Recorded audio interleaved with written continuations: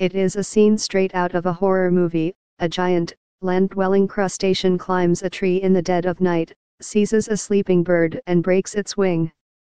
Then, the coconut crab climbs back down to the bird, which has fallen to the ground, snaps its other wing like a twig and eats it alive. The video of the kill, which has gone viral, had some speculating that the crab species had morphed from scavenger to hunter. It was the first time such predatory behavior had been observed in the species, fueling speculation that the transformation could have significant impact on the ecosystems where they live. But other crab experts say that this behavior is rare for a coconut crab, and that the individual in the video was likely an opportunistic arthropod which got lucky, and which will probably learn from the experience.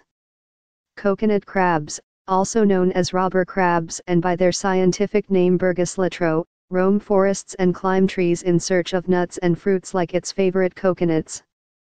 But being scavengers, they also feed on anything edible they come across, such as carrion. They have a keen sense of smell, and can detect odors kilometers away, said Professor Peter Ng, Program Director of Singapore's Marine Science Research and Development Program and a renowned crab expert. What is possible is that this particular crab smelled something on the tree and climbed up to explore, probably expecting a dead bird or something that was rotting. The crab begins by tearing the husk, fiber by fiber, and always from that end under which the 3 eye holes are situated. When this is completed, the crab commences hammering with its heavy claws on one of the eye holes till an opening is made.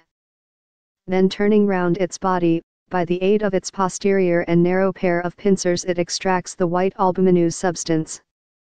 I think this is as curious a case of instinct as ever I heard of, and likewise of adaptation in structure between two objects apparently so remote from each other in the scheme of nature as a crab and a coconut tree. Evolution theorist Charles Darwin, on the coconut crab. Instead, he climbs onto a bird. The crush of his claw is so powerful so it breaks the bird's wing. And from then on he responds like any scavenger does. Professor Ng, who is also head of the Lee Kong Chian Natural History Museum, said he doubts this is something the crabs do on a regular basis, going by his observations through his research on crabs since the 1990s, including trips to Christmas Island to study coconut crabs. None of the crab researchers he has spoken to has ever described the coconut crab as a predator either. Here you have a crab that got lucky, he said. The odd behavior was recorded by Assistant Professor Mark Ladra of Dartmouth College in the United States, while he was studying the giant crabs in the remote Chagos Islands in the Indian Ocean.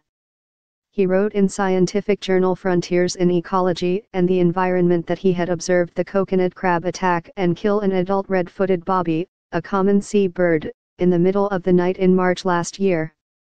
The booby had been sleeping on a low-lying branch, less than a meter up the tree, when the crab grabbed its wing with its claw, broke the bone and caused the booby to fall to the ground.